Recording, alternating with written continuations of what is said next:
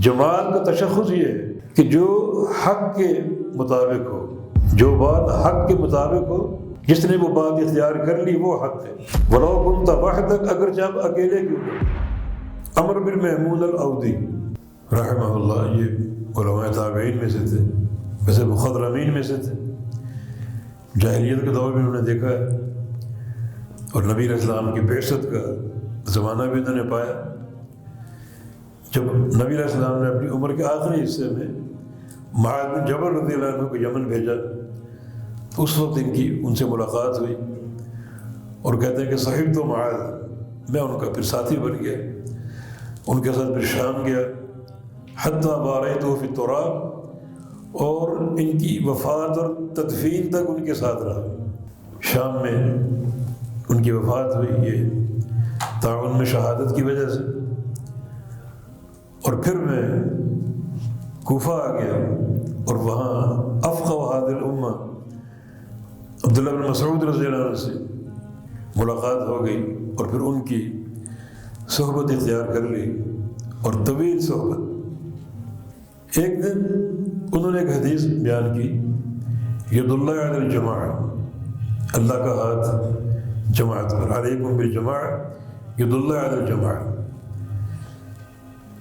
وہ حدیث میں نے سن لی اور اس کو پلے سے باندھ لیا۔ ایک دن ایک اور حدیث بیان کی کہ ایسے ائمہ آئیں گے جو یؤخرون الصلاۃ عن مواقیتها، نمازوں کو لیٹ ادا کریں گے، نمازوں کو لیٹ ادا کریں گے۔ تو پھر ہم کیا کریں؟ ان کا انتظار کریں؟ فرمایا نہیں، ان صلوا انتم لوقتها، تم نماز اپنے وقت پہ ادا کر لو، اور وہی فریضہ، وہ تمہارا فرض ہوگا، وہ فرض کی نیت سے تم ادا کرو گے،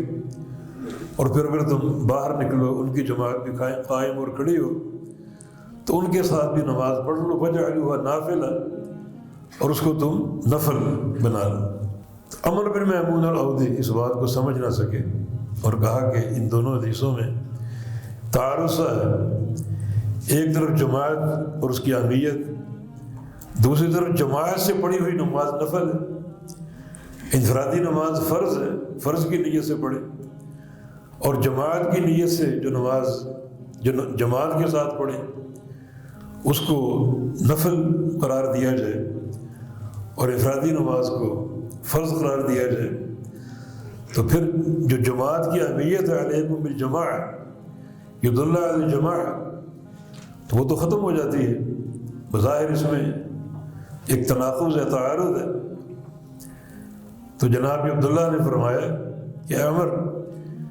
کنت اظنک افقہ هذه القریہ، میں سمجھتا تھا کہ تم اس پوری بستی میں سب سے بڑے فقیہ ہو، مگر تمہارا یہ اعلان، تمہاری یہ بات، یہ مجھے مشکوک بنا رہی، یہ سوال تمہارا یعنی ایک عدم فہم کا نتیجہ۔ اور پھر فرمایا کہ الجماعۃ ما وافق الحق ولو كنت وحدك، جماعت کا تشخص یہ ہے کہ جو حق کے مطابق ہو، جو بات حق کے مطابق ہو، جس نے وہ بات اختیار کر لی وہ حق ہے۔ وَلَوْ كُنْتَ وَحْدَكَ، اگر جب اکیلے کیوں نہ ہو، پوری دنیا ایک طرف ہو مگر ان کا موقف حق پر نہیں ہے،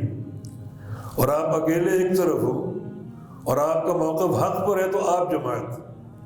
آپ جماعت۔